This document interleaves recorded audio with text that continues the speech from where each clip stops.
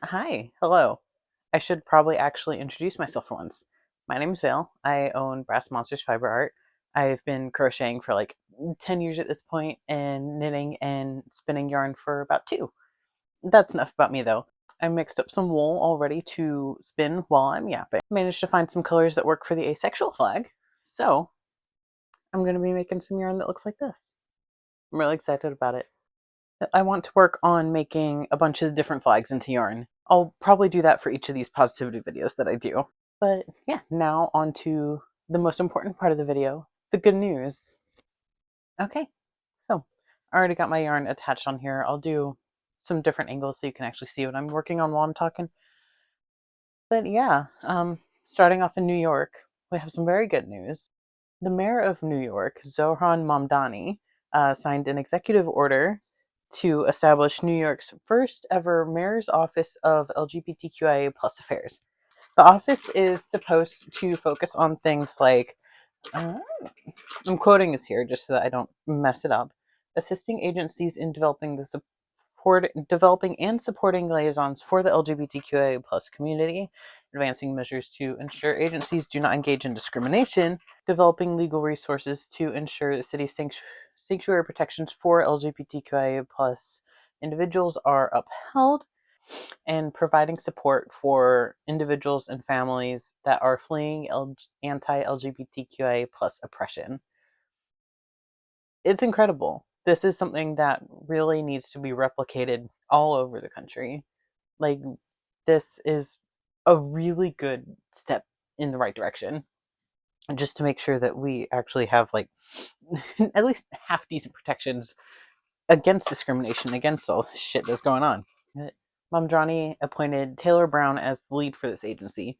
She is a nationally recognized civil rights attorney, specifically an assistant attorney general in the Civil Rights Bureau of the New York State Attorney General. Pretty good. Like, she knows what she's doing. And she's also trans. And this makes her, I believe it said, the like highest ranking trans person in New York, like in any political office or anything going on.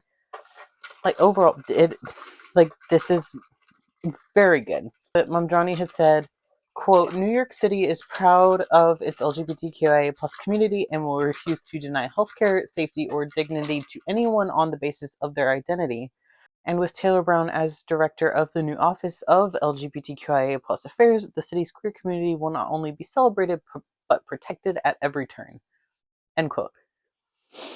Like, he's being very open and supportive for everything and helping to make sure we have like the citizens of New York have the protections that they need and have resources for whenever something happens. The office is also supposed to absorb the NYC Unity project, which currently focuses on affirming services for queer New Yorkers. Overall, a great thing to go on. I really hope other cities like take note, and hopefully eventually more of these will show up elsewhere. Oh, up next, in Colorado, their legislature is considering a bill to allow for conversion therapy survivors to sue for damages. They could sue the therapists as well as the facilities that employ them. State Representative Alex Valdez said that conversion therapy doesn't fix anything because nothing is broken. The harms are well documented in literature, film, and professional analysis. Colorado is making a statement that we will not make it easy to cause harm, and we will continue working towards a world where LGBTQ people are treated as equals, not in need of conversion. So far, what I could tell is that the bill was introduced on March 4th. And on the 25th, the House Committee on Judiciary refer unamended to House Committee of the Whole. I honestly don't really know legal speak all really at all. Um, but if I understand it right, basically that the bill was sent to the next step without having any changes done to it. But this could help a lot of people that were subjected to conversion therapy and were hurt by it. Is there There's absolutely no reason for it to exist. All it does is harm people.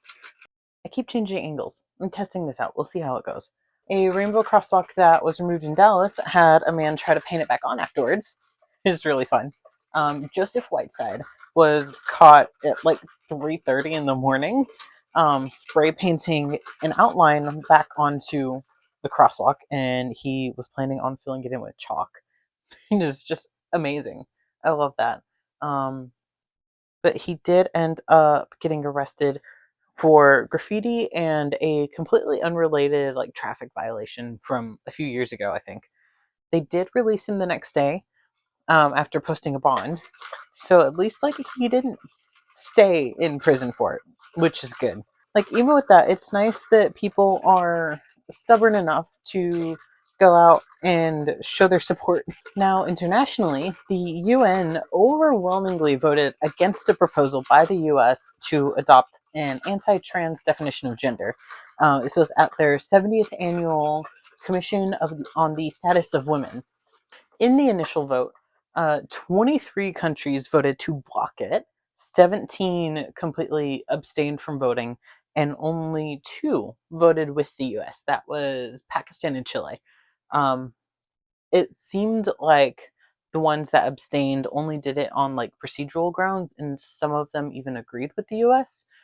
But overall, it was overwhelmingly against the proposal. It was forced to a formal vote, and with that, the vote was 37 to 1, with the one lone vote being the United States. So, overwhelmingly against changing the definition of gender to exclude trans people. It's incredible. Um, but yeah, like it really shows just how isolated the US government is from other nations and how they, like everyone else, is supportive of, basic human rights. It even said other nations viewed the US stance as an unnecessary distraction from the session's primary goal of economic empowerment and poverty reduction for women globally. And yeah, it's complete nonsense to try to pull the attention away from that issue, which is very important. Back in the United States now, Luann James, the director of Tennessee's Rutherford County Library System, is defying the library's board by not moving a bunch of children's books over to the adult section. She is refusing to shield over 100 books, many of which have LGBTQIA plus content from young readers. She said that it would violate the First Amendment of the United States, and she can't, in good conscience, do that. But yeah, absolutely. Like, you should not try to hide anything from people. You shouldn't try to censor anything. I actually found an article that has a copy of the letter that she sent to the board explaining why she can't move these books and why she's not going to do it. They have threatened to terminate her from her position. I really hope they don't. They should not do that. It's like she's just doing what's right. Like, you shouldn't hide anything from anyone. I'm going to put a link into the description down below, or if I could figure out how to do like the card thing or something, I'll put it there so you can see it easily and actually see what she said. So Carrie Lambert, the RCLA vice president, said it really well, way better than I could possibly try to make my words work. She said, quote, Luann James is the epitome of a true American patriot. She is demonstrating to the world the importance of professional librarians in our communities, the bravery to stand up and say, no, I will not violate my ethics and go against the Constitution of the United States. It's the kind of leadership we need to see more of. She is an inspiration to all, and I cannot be more thankful that she is a member of our community. Yeah, absolutely. Yes. Like, we need more people like her to stand up for what's right. Something else that happened, which honestly kind of surprised me, is in country music. Out of all the places, country singer Luke Combs had very directly confirmed his support for the queer community and specifically for kids. In an interview recently, he talked about his song "Whoever You Turn Out to Be," which he wrote for his kids to express his love for them no matter what. Um, he had said during the interview, quote, "I am a firm believer that you don't get to choose. You don't get to choose who you want to be with, and I can't imagine feeling the pressure a child would experience coming to terms with those things on their own, and then having the pressure of not knowing if your parents would be okay with that, or disown them." And he even mentioned, "Look, I'd love my kids to be super into deer hunting and to go with me all the time. But if my kid wants to live in Soho and be an abstract painter, then hey, that sounds great too. Can't wait to come up and go to the gallery." He further clarified, "I don't need my kids to be anything. I'm not trying to fill some hole in myself with them," which that is exactly how all parents need to be. Um, you shouldn't try to control your kids and force them into boxes just because you want them to be that way.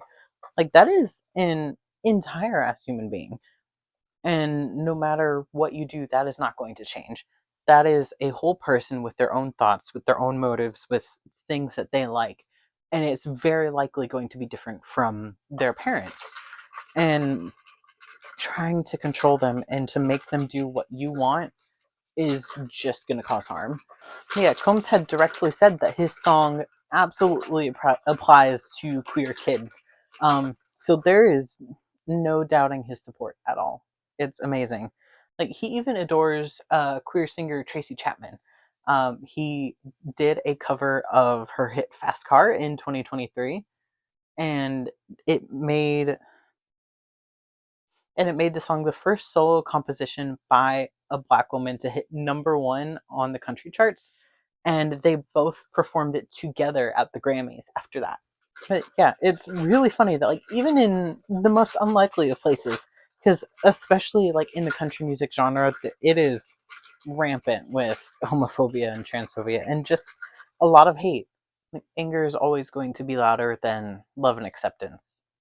The hatred will always seem like it's the biggest thing out there, but we just need to remember that's not the case. Yeah, humans are not inherently evil. It's just the few that shout over the many that makes it seem like that's the case.